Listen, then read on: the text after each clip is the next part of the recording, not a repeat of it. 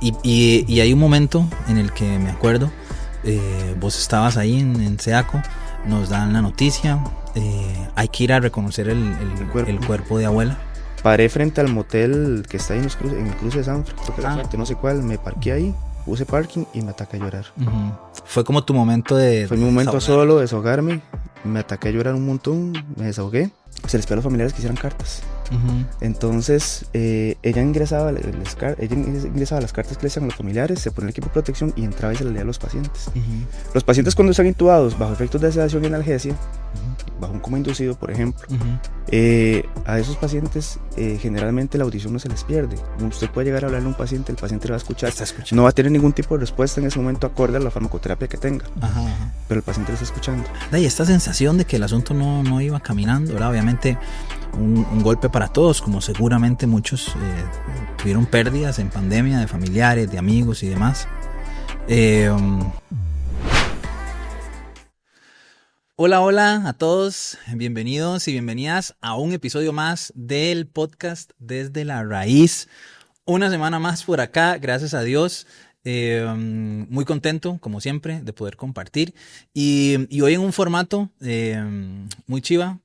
Una de las ideas que tuvimos desde el inicio, desde que arrancó este podcast, era de poder también compartir vivencias, experiencias, pues que nos deja la vida y que nos dejan muchísimas enseñanzas. Así que hoy estoy muy emocionado de poder compartir este episodio con todos ustedes.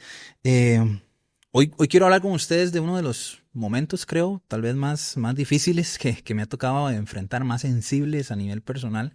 Pero no estoy solo, así que hace rato quería hablar de este tema, hace rato quería compartir este tema, creo que no muchas personas lo saben, y es un momento que me tocó vivir, pero que no lo viví solo, lo viví con un primo mío, así que decidí traerme hoy a mi primo.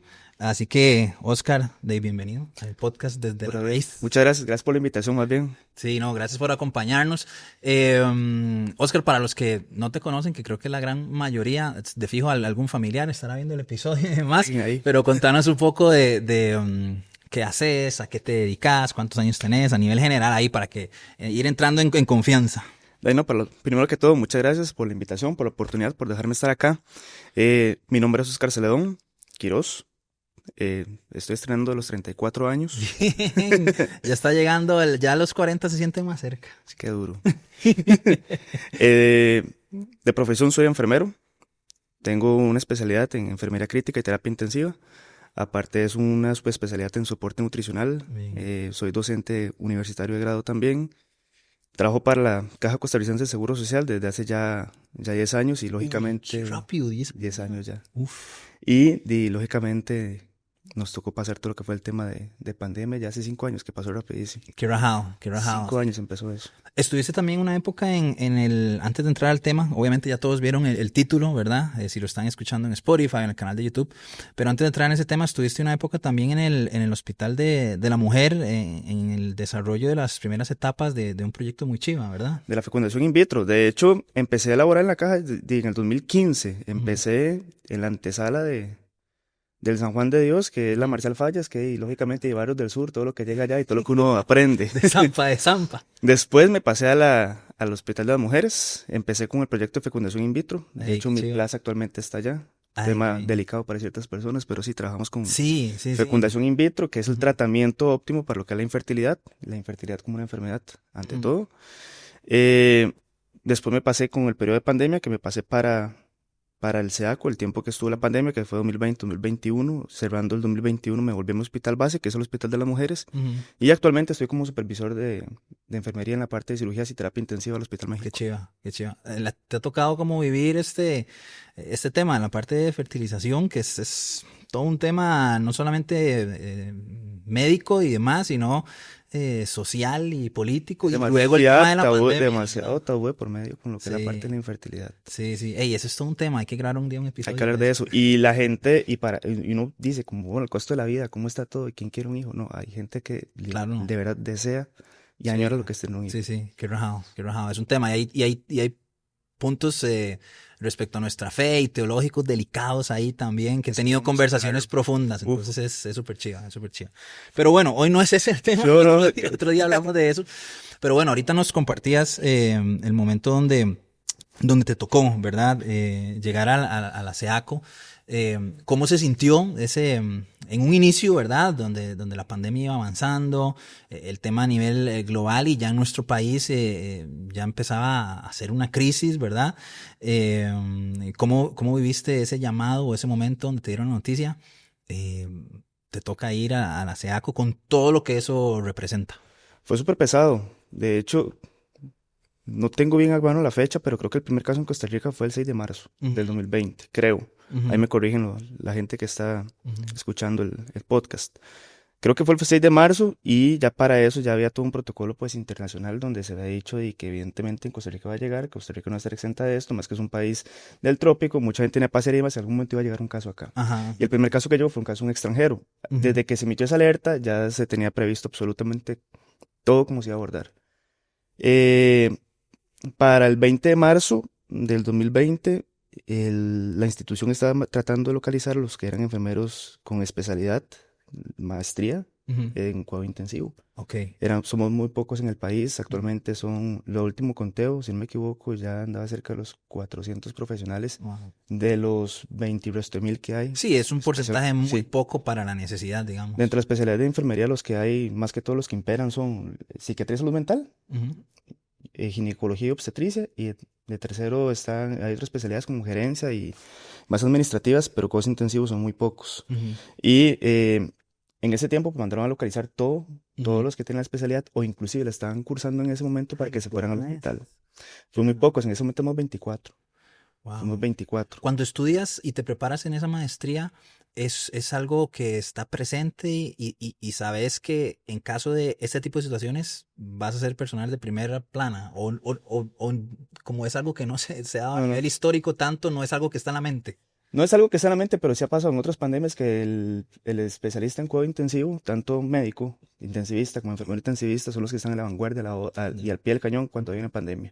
Pasó con el polio en el año de los 50, pasó con el H1N1 2010-2011 y con el COVID ahora en el 2020.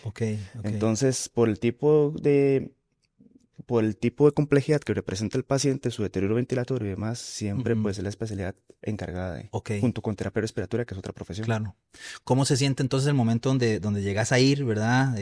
¿Dimensionabas lo que significaba ir a atender una pandemia? Ni idea. Jamás, ni idea, porque, vamos a ser francos, lo que le decían a uno, que era la pandemia, hasta que uno le llegó, hasta que uno la vivió, el que se infectó, pues, que le dio COVID y todo, ya uno dice, mira, no era lo mismo que me decían, que me lo vendían, que era un virus que si le da y le estornudan, usted lo matan. Versus ya uno decía, mira, uno dice, mira, ahí está helado, tiene COVID. O sea, ya no es tan así. Pero en ese momento, todo lo que representaba, póngase un equipo de protección, vaya, ingrese con el paciente, usted sabe que usted después de que sale a atenderlo tiene que bañarse porque todo eso usted lo jala para su casa. Dicho y hecho, entonces era todo un protocolo para abordar al paciente. Entonces uno decía, ok, está bien, yo voy, breteo. Pero ¿Era opcional o te obligaba? No era opcional, obviamente, pero hay como una parte de la ética Claro. Yo estudié para esto y que así que no. Exacto, el país, la sociedad me necesita porque sé de eso. Póngales a la 10, apechugue, póngase el equipo y mantenga la técnica para que no pegue a nadie de sus parientes cercanos. Y esa es la idea. ¿Cuánto tiempo estuviste en SACO? Desde que abrió en el 24 de marzo del 2020 hasta 21 de noviembre del 2021.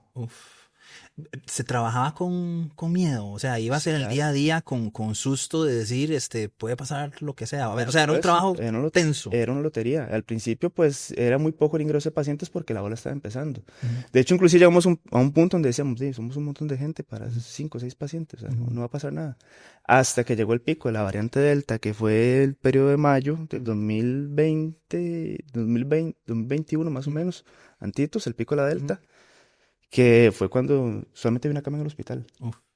Del asiento y el resto que eran.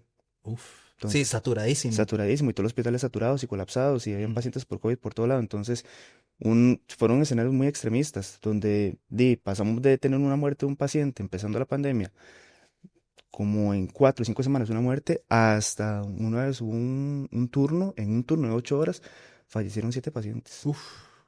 Entonces era súper heavy y para uno era gacho el hecho de ver de que todos los pacientes iban para un contenedor porque como era algo infectocontagioso, Ajá. no era como un fallecimiento normal donde Sí, el el paciente tratamiento. van y lo ven y todo, no, usted simple y sencillamente venga, haga el postmortem, meta al paciente en una bolsa, métalo con una bolsa blanca, métalo en una bolsa transparente, baje la blanca para que vea sobre la bolsa transparente, ese es su familiar o en una cámara y el ataúd sellado Ajá. con clavos y vámonos. Y listo. Y listo. Y lo ideal, lo protocolar es la cremación. Era como casi que de una película de terror, el manejo que era necesario, pero que era muy impactante Por el día a supuesto. día. Sí, Ujú. claro, era súper pesado el ambiente en ese sentido. Había muchas cosas de por medio. El ambiente era pesado por la criticidad del servicio. Ujú. El ambiente era pesado porque el hecho de que sea un hospital para una pandemia involucraba el hecho de que llamaban gente de todo lado. Ujú. Entonces, en el Calderón bretan de una forma, en la Caribe bretan de una forma, Ajá. en el México de tal forma, entonces no había una unificación de criterios. Entonces ahí era como, bueno, ok, hagamos esto aquí, allá. Y ante un ambiente muy Muy desconocido pesado. también, porque Por tampoco es que hay supuesto. toda una experiencia, entonces muchas veces es, hay que hacer esto, lo otro, o no, esto funcionó, esto no funciona. En otros países dicen que tal cosa, entonces es una crisis incluso informativa de que era súper tenso, ¿no? Claro, y el hecho también de que en un hospital puede pasar de todo. Usted Ujú. puede llegar y recibir el servicio, que el servicio esté tranquilo. Usted puede llegar y recibir un servicio donde alguien está complicándose en ese momento, o puede pasar en pandemia que usted llega y habían 4 pacientes en ese momento con deterioro ventilatorio y cobra, muévanse porque uno entró en paro, el otro hay que intubarlo y todo al mismo tiempo. Qué rajado. Entonces era pesado.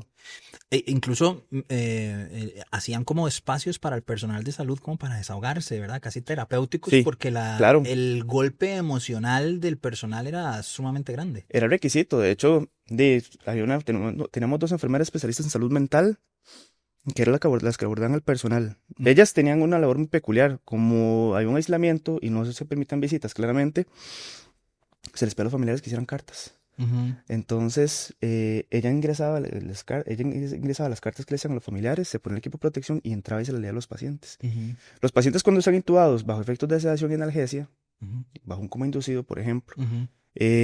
a esos pacientes generalmente la audición no se les pierde. Usted puede llegar a hablarle a un paciente, el paciente le va a escuchar, Está no escuchando. va a tener ningún tipo de respuesta en ese momento acorde a la farmacoterapia que tenga, Ajá. pero el paciente le está escuchando. Ajá. Entonces, la compañera de salud mental entraba y le leía las cartas a los pacientes. Uy, qué fuerte. Y después de los pacientes que salieron, que se leyeron las cartas, lógicamente algunos pacientes comentaban que recordaban esas Recordaba en el partes. momento y Muchos pacientes refieren que eso se siente como cuando uno tiene un sueño, como que está en el aire, como que escucha cosas, pero está dormido. uy, qué loco. Ajá. Exacto, por eso uno tiene que verse mucho con lo que uno habla frente a esos Qué pacientes. importante porque aún así en ese estado hay como esa capacidad de percibir Claro, y de ser afectado positivo o negativamente por todo eso que está el en entorno, todo el influye. O entorno. sea, el corre-corre que quizá el paciente aquí está sedado y demás, pero dentro de sus efectos farmacológicos puede que perciba lo que está pasando con el paciente al frente, que están corriendo, que están haciendo bulla, o Ujú. que a las 3 de la mañana tienen un televisor a todo volumen. Entonces, todo eso es todo un tema. O sea, Sí, hay que tener mucho, sí, mucho sí. cuidado con ese tipo de cosas.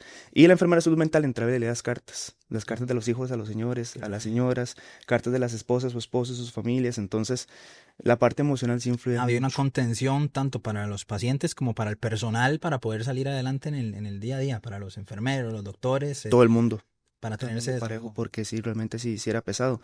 Más el hecho de que diera un paciente que usted, por ser pacientes críticos en su mayoría, la relación dice que usted puede manejar, un enfermero puede manejar de 1 a 2 pacientes en estado crítico. Ujú. Entonces, usted iba evolucionando ese paciente. Ujú. Al menos yo que era el coordinador de la terapia intensiva, junto con otros compañeros, rotábamos a los enfermeros por semana. Ujú. Entonces, usted tiene una semana para ir evolucionando ese paciente. Claro.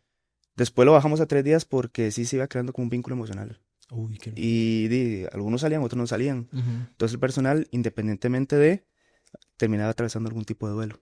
Entonces, no era lógicamente lo más idóneo. Fue una época de vivir como apegos y desapegos constantes porque la cantidad de, o sea, los enfermeros, los doctores, el personal de salud está acostumbrado a que el tema de la muerte es una constante Exacto. en el área, pero no a esos niveles, digamos. Exacto, en esos volúmenes. Ujú, ujú. Va a sonar, y no quiero que se me interprete, pero uno llega y le dicen como, mira, el paciente que usted está manejando y falleció, y qué madre, tenía X, Y, Z en su contra. Sí. Ya, murió, ya, es el parte del brete. Sí. Pero el hecho ya uno ser un paciente, que usted lo vea desde la parte donde quizá le está hablando, donde quizá él se despide a la familia, no, mira, es que me van a intubar porque esto es muy grave, ver que lo intuban, ver que se complica, ver que empieza a fallar el riñón, que se le pone la terapia, que no sale con la terapia, que se ventila, que no se ventila, que se le quita esto, que se le pone aquí, y al final el paciente muere, uno dice, qué gacho. ¿Veías el miedo en los pacientes? Porque cuando llegaban a SEDACO es porque el asunto ya estaba feo, ¿verdad? ¿Veías el miedo en la gente entrar ahí y sabían como, o sea, estoy a punto de... Por supuesto. Nunca se me olvida una vez, hubo un caso muy particular. Había un señor de 60 y resto de años que se complicó ventilatoriamente. Hubo que intubarlo. El paciente se seda, ¿verdad? Se le pide que se despida a su familia en ese momento que él estaba consciente. Se procede a intubarlo y demás, pero es una emergencia, pero controlada. En ese momento el señor se puso tan mal que hubo que correr. El paciente del frente tenía 32 años, el que estaba frente a la cama de él. Tenía 5 o 6 días de ser papá y entró una crisis de ansiedad tan grande que él se complicó y hubo que intubar al muchacho también. Qué raro. Se deterioró ventilatoriamente porque empezó a respirar súper mal de la ansiedad y el miedo a ver lo que estaba pasando al frente de él. El señor salió. El señor duró como ventilado como si acaso 10, 12 días y el señor salió y el muchacho falleció. Uy, qué raro. Cuando todo pintaba que iba a ser al revés. Exacto, y el señor sí tenía sus factores de riesgo ahí en contra, porque tenía enfermedad de fondo. El muchacho era conocido sano, no tenía absolutamente nada. Simplemente llegó, se pegó y no se vacunó en su momento y se complicó y él falleció. Qué fuerte. Entonces fue No, y es todo otro tema que se podría hablar durante horas, toda la tensión que había alrededor de que sí la vacuna, que si no la vacuna, que sí, también. todas las ideas que habían, ¿verdad? De que esto es políticamente no sé qué, que esto se inventó para lo otro, ¿verdad? Y qué cansado, ¿verdad? Estar lidiando ahí en primera fila, viendo la muerte de frente todos los días, mientras estaba discutiendo que si esto es un invento político o no. Y la gente haciendo marchas antivacunas y todo, y uno ahí pariendo. Y la gente diciendo que eso era un invento, que no era cierto, y ustedes viendo la realidad, ¿verdad? Sí, difícil. Muy rajado. Una de las cosas que sucedió meses después y que bueno, nos tocó vivir, y a mí particularmente me tocó vivir con vos en esa etapa, es que avanzados los meses, nuestra abuela pues enfermó de COVID, ¿verdad? Para que tengan tal vez un poquito de contexto, bueno, Oscar y yo somos de una familia que es muy cercana, ¿verdad? Crecimos, yo todos los sábados iba a la casa de mi abuela y llegaban mis otras tías y mis primos y fuimos de mejenguear, de hacernos bullying juntos, de ver partidos. Exacto. Siempre fue así con todos nuestros primos, ¿verdad? Y en tu caso particular, viviste también durante toda la vida muy cerca de abuela, ¿verdad? No era solo como que vivía en otro lugar, sino como que el núcleo familiar, abuela era parte, ¿verdad? Entonces, aún mucho más cercano. Me acuerdo cuando obviamente abuela estaba mayor, ¿verdad? ¿Cuántos años tenía abuela? 91. 91 años.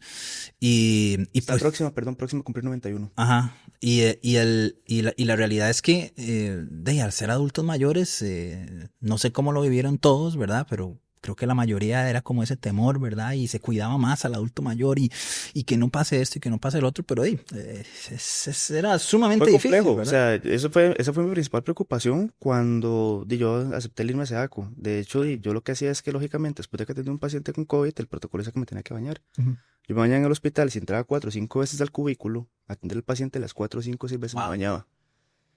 La piel salió del grupo, lógicamente dañándose con el montón de jabón que era clorexina y demás, y lógicamente uno se resecaba la piel y feísimo. Pero, lógicamente yo llegaba a la casa, inclusive me quedaba en el corredor, me desvestía en el corredor, echaba todo dentro de una bolsa y todo directo al lavador y una vez al baño también. No, es que esa época, entonces, uno se acuerda, esa época era una locura. Claro, por supuesto, y yo le decía a mi mamá en ese momento, como, ya voy llegando, ocupo que todo el mundo se largue, que se vayan para arriba, para abajo, que abuela se hiciera el cuarto, para yo pasar, llegar y bañar.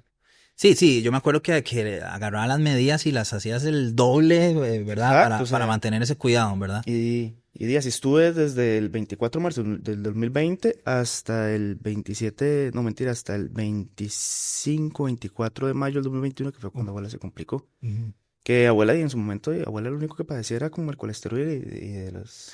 Sí, para la edad que ella tenía, en realidad era independiente, no era tenía una vida, digamos, todo sola. Muy bien vivía. Pero bueno, abuela se contagia, ¿verdad?, del virus, y está unos cuantos días hasta que lamentablemente pues toca trasladarla a la SEDACO. Y ahí es donde vivimos un episodio, ¿verdad? Bastante difícil, que es parte de lo que queríamos compartirles hoy. Que creo que, bueno, al menos nunca lo hemos hablado juntos con otras personas, ¿verdad? ¿Qué sentiste después de ya tener muchos meses de estar en SEDACO y saber la realidad de lo que estaba pasando, ¿verdad? Ya habiendo caído más en conciencia con el día a día, ¿qué sentiste cuando abuela entró ahí teniendo en cuenta su edad y, y el riesgo que había? Desde que en la casa la vi, que le estaba costando respirar y le puse el oxímetro en la casa y me saturaba 77%. Idealmente un adulto sano va a 95-99%. De 90, 97, 98%, hay que ver por qué baja tanto a 90 por algo de fondo, pero en el caso ya está en 77, ya eso es súper peligroso. Inmediatamente dije, no, güey, la tengo que llevar a que la vean. Ella siempre fue muy culta, ella siempre fue muy recta en sus cosas, súper cerrada, no quiso vacunarse. Y hay que respetarlo porque ella era independiente para sus decisiones. Sí, sí, sí. Fue todo un tema llevarla a que la vieran, pero accedió a ir y la llevé. Yo en ese momento yo sabía lo que yo iba, sentí temor, me ataqué a llorar porque yo sabía lo que evidentemente podía pasar. Yo no podía dejar la parte objetiva de lado, decirle a mi abuela iba a poder, sabiendo yo que tenía todo un montón de cosas en contra. De una vez te empieza como esta parte profesional y toda la información así, como un balde a pensar, Fue feísimo. esto, lo otro, te llega toda esa información que es inevitable. Exacto. Qué raro. A veces había un paciente que una vez me dijo algo en SEDACO, de hecho, que fue algo muy interesante. Y fue que una vez llegó y me dijo que la ignorancia muchas veces es felicidad. Y en ese caso yo hubiera deseado no haber sabido qué podía pasar. Que no se diera cuenta, sí. Entonces, ya en ese escenario, lo que pasó fue lo siguiente. La llevé a la Marcial, en la Marcial le hicieron la prueba, salió positiva, la trasladaron al San Juan de Dios porque era por zona de tracción, le correspondía al San Juan. En ese momento en el pico solamente quedaba una cama en lo que era el SEDACO, y yo por trabajar ahí, yo quería tenerla cerca, quería ver qué se le puede ofrecer, qué se le puede hacer y todo. Y yo estar ahí, no es lo mismo estar en otro hospital y llamar a algún conocido y decir, madre, ayúdame con X y cosa, a yo ir y decir directamente, ¿qué posibilidades hay que usted le pueda hacer esto y esto? Claro. Seamos francos, o sea, si usted tiene influencia, usted alguien que le pueda ayudar es mucho mejor. Sí, y tener esa cercanía. Exacto, entonces yo sé que yo en SEDACO yo puedo entrarle y salir las veces que me dé la gana. En un San Juan, a pesar de haber compañeros, a pesar de ser la misma institución y demás, y toca pagar un horario de visita y no era lo mismo. La trasladan, la recibimos en el ala B y allí pues ya tenía todo en contra, ya por la parte de ser hipertensa, por no estar vacunada y demás, ya el riñón estaba afectado, porque el COVID afectaba al riñón. Claro. Y la gente se hace el chip de que solamente es a nivel respiratorio. Era lógicamente pues su órgano primordial de afección, digamos, dejárselo ahí. Pero colateralmente se han afectado riñones. Claro, el no llegar el oxígeno a distintos órganos también se veían afectados. Claro, lo que uno llama que es hipoperfusión del paciente, lógicamente no llegaba sangre con bastante cantidad de oxígeno, entonces lógicamente pues se complicaba. En ese momento, ¿cómo es la lucha interna entre todo esto que sabías, la realidad de la enfermedad que estás viendo, versus toda la familia detrás orando, la fe de que las cosas salieran bien, de que ella saliera adelante, ¿verdad? ¿Cómo vivías vos en esa tensión de la fe y de creer y en lo que Dios podía hacer y de la familia versus esto no va bien, esto no pinta bien, los síntomas están mal? Era súper complejo porque uno pierde la fe, uno sigue orando y uno sigue creyendo, pero también la parte objetiva sí es compleja. El hecho de que abuela inclusive llegó a estar con ventilación mecánica no invasiva. Abuela estuvo primero con una socánula, que es la famosa manguerita transparente que ve la gente, que se ve en las películas y todo. Es como un aporte de oxígeno muy mínimo. No solventó con eso, no llegaba ni siquiera a un 85%, un 82% de más que llegaba. Se pasó a otro dispositivo que se llamaba cánula de alto flujo, que es muy similar a esa naricera, pero más gruesilla, aporta oxígeno como más rápido, para que me entiendan. Tampoco resolvió, llegó a un 85%. La meta con abuela era mínimo 88 por su edad. Se escaló a ventilación mecánica no invasiva, que es una mascarilla, como imagínense como las mascarillas que se colocan en esta zona de acá, pero con un ventilador mecánico que le aporta presión. Abuela se le colocó eso y arañando llegaba al 88, pero con los parámetros voladísimos. Cada vez que veías ese proceso de que se intentaba una y otra cosa, era como un golpe más de que esto no está funcionando. la conciencia de ella ya estaba muy afectada, la tenían con morfina, la tenían con midazolam, que es un medicamento que la va a tener dormidita y la va a tener sin dolor. Y Para aparte que de eso, la respiración se mantenga y en... la morfina, exacto, la morfina, uno de los efectos adversos que tiene es que hace que disminuye la cantidad de veces que usted respira, a grandes rasgos, que por eso la sobredosis matan a los pacientes. Claro. Ujú. Pero si usted bien utilizada, muchas veces uno se aprovecha ese beneficio para un paciente que está respirando 30 veces por minuto, le baje por lo menos a un 15, Ahí se a un 12. ocupaba más. Exacto, ahí se juega con eso. Entonces ella estaba con midazolam y con morfina. Y el asunto con ella fue que el internista me llamó y me dijo, no, mira, ya, o sea, está complejo. Ella tiene 90 años, lo más que se le ofrece es intubarla y colocarle un ventilador mecánico sabiendo que hay una mortalidad escrita Sí. de que un adulto mayor de 80 años la mortalidad aumenta, pero se arranca por lo menos con un 85%, un 80% de mortalidad. Por el tipo Exacto. del intubador y todo el El procedimiento. procedimiento de intubar, Muy el agresivo. hecho de que los riñones están dañados, Ujú. súmela a eso que va a estar encamada N cantidad de tiempo, súmela a eso que usted no sabe cuánto tiempo va a estar dependiente del ventilador y después de eso si sale, ¿qué es lo que usted saca? Ujú.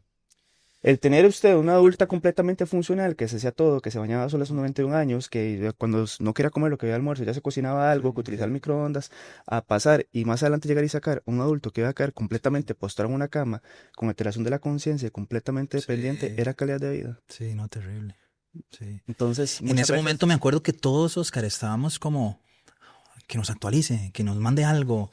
Me sí, imagino que era una presión muy grande por tener a toda la familia como con expectativas de de la actualización que Oscar nos va a dar hoy y que vienen buenas noticias e incluso puede que ya vos ya sabías que el asunto estaba ya en las últimas y tenías que de alguna manera mantener una postura desde lo profesional, pero también desde esa cercanía familiar. exactamente. Y ya, y todos los días, yo para ese periodo saqué vacaciones para no dejar a mi mamá sola. Ujú, Entonces era también la parte emocional con mi familia, la parte de estar yendo al trabajo en vacaciones, a ver a abuela y estar informando a los demás cómo seguía. ujú, ujú. Era complejo porque uno trata de decir las cosas lo más objetivamente posibles, pero también pucha mi abuela, qué Sí, difícil. sí, sí, sí. Y cuando el internista me comentó esa parte, yo le dije, o sea, ¿y para qué maltratarla? ¿Para qué hacerle eso? Mejor que esté tranquila, Claro. que hasta que ya sé si fallece, pues di que fallezca, si el Señor desea hacer un milagro y sale adelante, adelante, pero que no haya que maltratarla porque tampoco Claro. es calidad de vida. Sí, sí, sí, Y sí. hubiera sido muy egoísta parte de nosotros venir y decir, sí, bueno, hay un 10% de probabilidad de que ella salga, hágale esto, hágale aquí, hágale allá, y el ensañamiento, Maltratarla o sea, toda. no, Sí. no, no. Y al menos yo prefería quedarme con el recuerdo de mi abuela, de la señora que nos hacía el almuerzo a todos cuando llegamos del colegio, Ujú.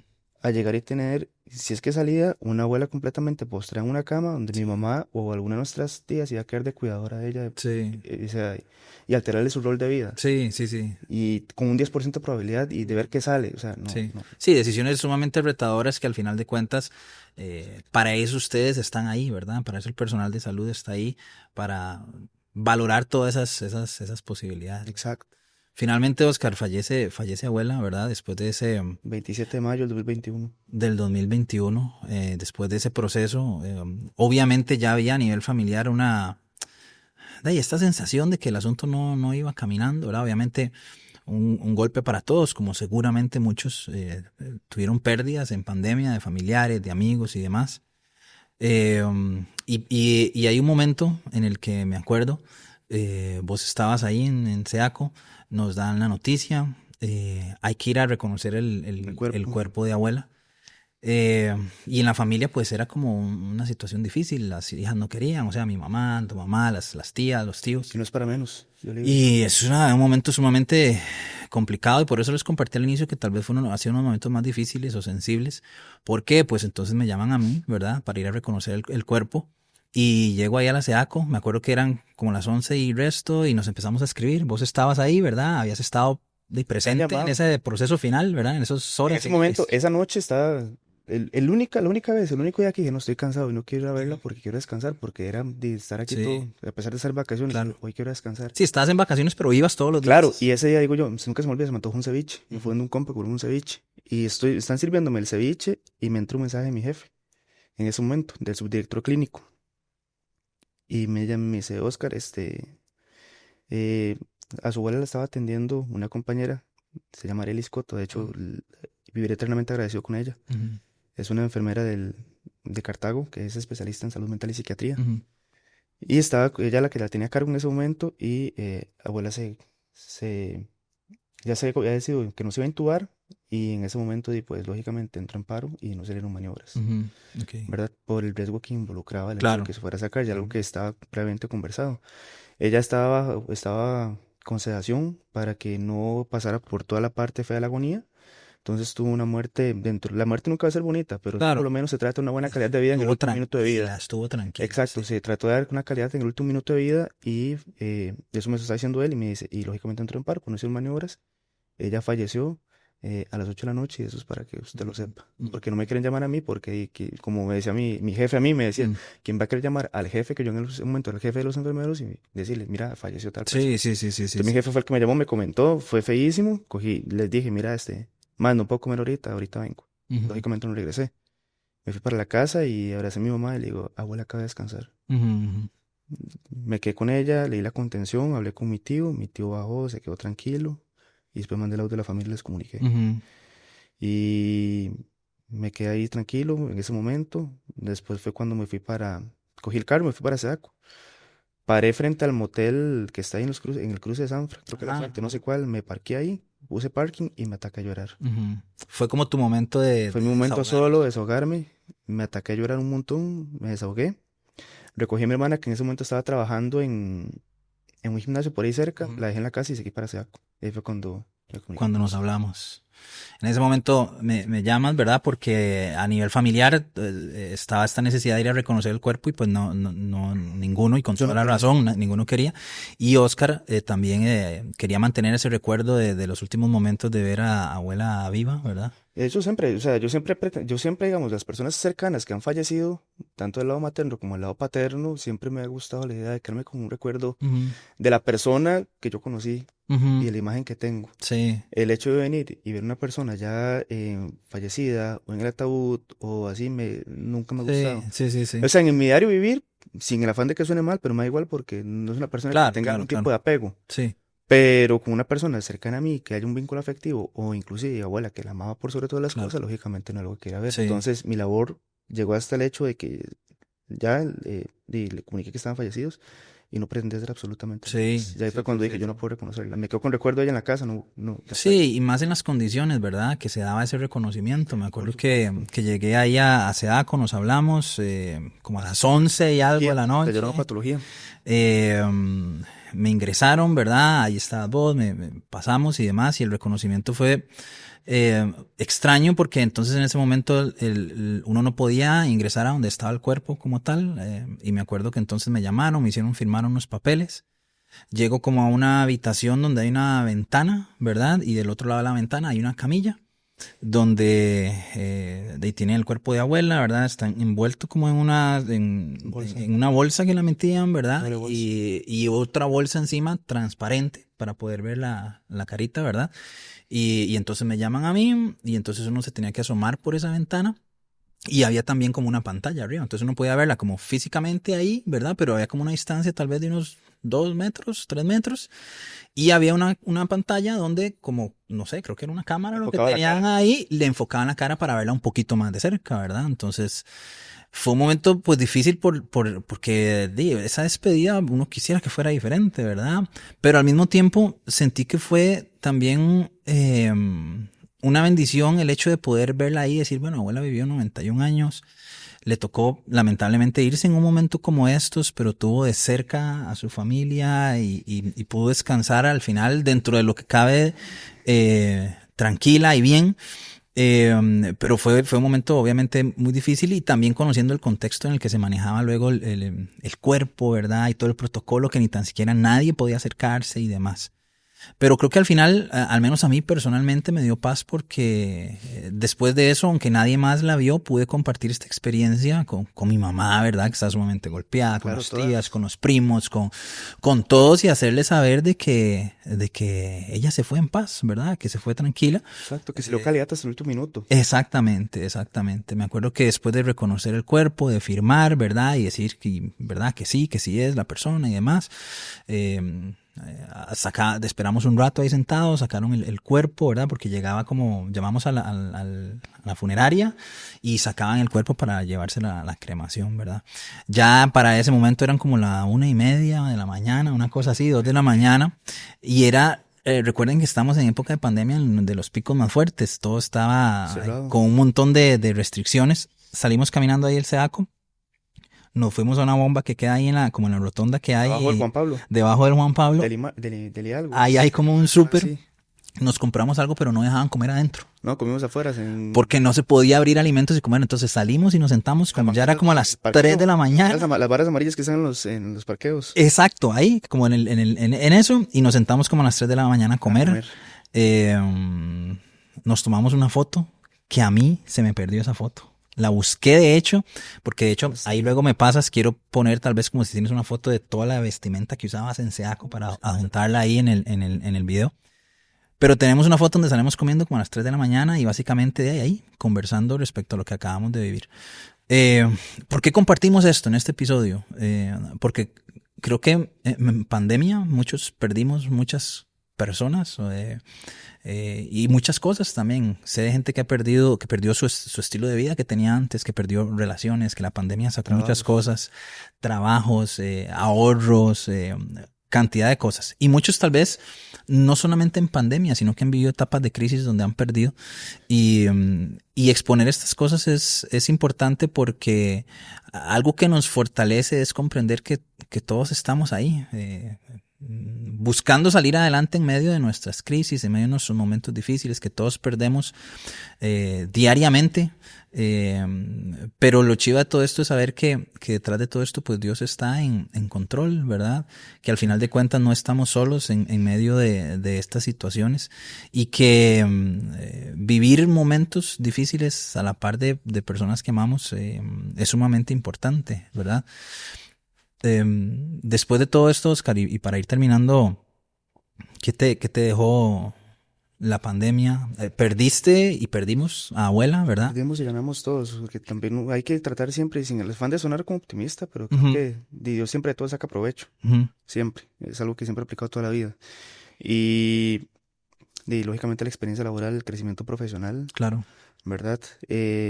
De que el hecho de haber estado allí me cambió el currículum de muchas maneras. Conocí personas que creé nexos con gente. O sea, en este momento me se ocupa de saber algo del hospital de Golfito y tengo alguien para escribirle al hospital de Golfito. Porque como era un hospital con gente de todos lados, entonces todo el mundo al final terminó conociéndose y haciendo un montón de contactos. Nos unió más como familia. Creo que es la ganancia número uno.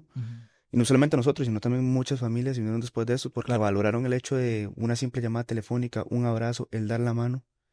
O sea, son cosas que, o sea, la pandemia, pues sí, trajo muerte, trajo tristeza, trajo depresión, pero también nos permitió valorar lo que eran las uniones posteriores. Hoy, después de que ya ha pasado tanto tiempo, que todo parece estar tan normal, como que si toda la pandemia fue un sueño, cuando volvés a ver atrás en perspectiva, ¿qué sentís? ¿Qué pensamiento te viene de saber por lo que pasaste, por lo que viviste, por las pérdidas y también el aprendizaje? Yo personalmente, cuando vuelvo a ver hacia atrás, yo digo, siento que eso no fue cierto. O sea, siento que me lo soñé. Es como, sí, como que pasó y uno dice, mira eso. Y de hecho es como un choque raro. Le voy a contar, por ejemplo, ayer tenía que ir un momento a Recursos Humanos del Hospital México. Recursos Humanos del Hospital México queda al frente del Senare. El Senare fue el hospital que se utilizó para hacer SEDAC durante la pandemia. El Senare queda detrás del México. Queda en la parte de atrás, exacto. Entonces yo me pasé para ir al Recursos Humanos y no dar toda la vuelta, bajé a la planta baja del México y me pasé por dentro. Y tuve que atravesar el Senare. Inmediatamente, ayer que iba pasando, yo decía, aquí pasó tal vara, aquí pasó esto, aquí, y inmediatamente fue como un flashback de cosas, digo, ¿en qué momento pasó tanto? Qué difícil, y para uno dice, no, esto no puede haber sido cierto, y fue como un choque otra vez con trasladarme a hace 4 años, 5 años, y ver eso y decir, esto no puede haber pasado, porque si es como un golpe de la realidad, el decir, mira, aquí falleció tanta gente, allá está el contenedor con los cadáveres, aquí nos vestíamos, aquí recibimos tales cantidades de pacientes, aquí falleció tal paciente que fue una de las muertes más feas que he visto, entonces fue duro. Fue conectar con todo eso. Por supuesto. Qué rajado. Quiero sacar este momento también para aprovechar y obviamente pues agradecerte, ¿verdad? No solo por estar aquí, sino por haber asumido ese reto en pandemia, ¿verdad? Mucha gente no se dio cuenta de todo lo que el personal de salud estaba enfrentando a nivel profesional, pero también a nivel familiar, porque así como nuestra historia de abuela, tu historia personal, mucha gente le sucedió similar en hospitales. Un montón de historias. Y hay infinidad de vivencias, ¿verdad? Entonces agradecerte por asumir ese reto, ¿verdad? Y por tomar la decisión de decir, de sí, aquí estoy, ¿verdad? Como dijiste ahora, me pongo la camiseta y salgo adelante, ¿verdad? Creo que admiro un montón todo lo que durante todos estos años has alcanzado, todas las metas profesionales. Creo que es un orgullo para toda la familia. Como has salido adelante, ¿verdad? Y con el apoyo de tía que está ahí, que sé que con todas las lágrimas, ¿verdad? Y los momentos que parece que no valen la pena, sí valen la pena, porque hay cientos de personas que han sido bendecidas por la labor que has hecho todos estos años, ¿verdad? Entonces, gracias por eso. Y a todos, yo creo que recordar que la vida es así, ¿verdad? Quisiéramos terminar hoy como con una nota de súper feo, súper esperanzadora, pero es que hay momentos en la vida que no son así. Y la vida es muy corta. Es exactamente. Y hoy estamos y mañana no sabemos. Exacto, y yo creo que hay pasajes en la Biblia, ¿verdad? Hay libros, por ejemplo, como el libro de Lamentaciones, que es un libro que está ahí cargado de lamentos, porque lamentarnos a veces está bien, es importante.